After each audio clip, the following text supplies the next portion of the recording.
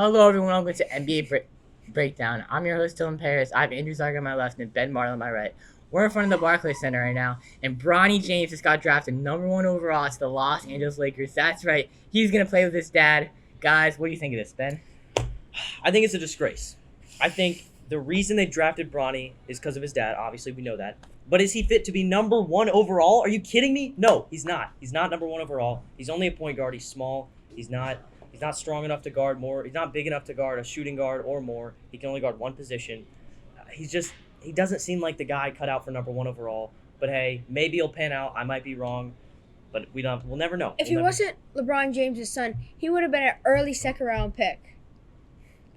So, now him being drafted first overall, which is a big reach, maybe the biggest in sports history, other teams and other players might have like a little, I won't say grudge on him, but to start his career, like so many media around him.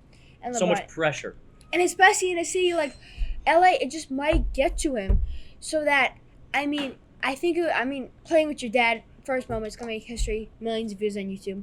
But I think it would have been a better situation for him if he went to somewhere like a small market team, was able to pan out his career. He carved out a career. Now it's going to be hard with all the media, Los Angeles, with LeBron, everybody else.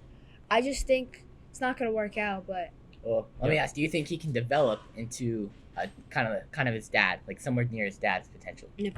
He's so young. I think the pressure's gonna get to him. I think it's gonna hurt him long term. And one big problem: this man can't shoot very well. He's not necessarily a shooter. He's more of an inside guy.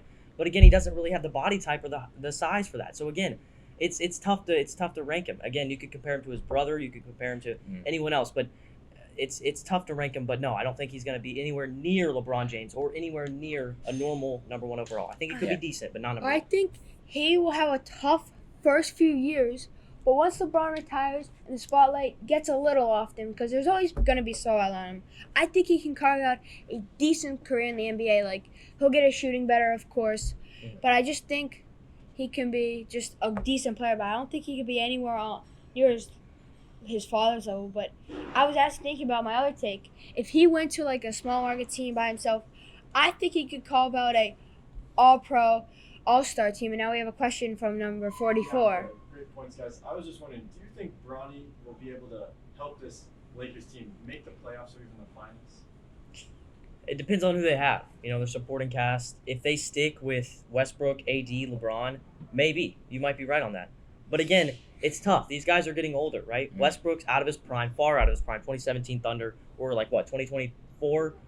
Yeah, really young Bronny, which helps. But here's the problem. They don't have a young core, right? They only have Westbrook, AD, but they're getting older and older. So I think this is the time now. They're in win-now mode. So, yeah, I think they can make the finals this year. But, say, 4 years from now, it's not looking great. Personally, I think that, they have all these stars in their team that can help Bronny develop into a great player maybe in 2024. And maybe, you never know, maybe he'll be leading them to the finals. So that's what I think. But what do you want to say? I think, no, they're not even going to sniff the playoffs. They're so old. I mean, they might sniff the play-in. I think there'll be a play-in team with Anthony Davis. He's still pretty talented. LeBron James. They got other good pieces that 2023 and 2022 that we don't know. But I think Bronny's going to help. But remember, spotlight, I just think they're going to be the 10th seed, and they're going to lose in the playing game. And that 10th seed is going to be the most watched playing game of all time. All right. Well, do we have any more questions in the crowd? No. Well, okay, guys. I'm Dylan Paris, Ben Martin, and Andrew Zeiger. We'll see you next time in NBA Breakdown.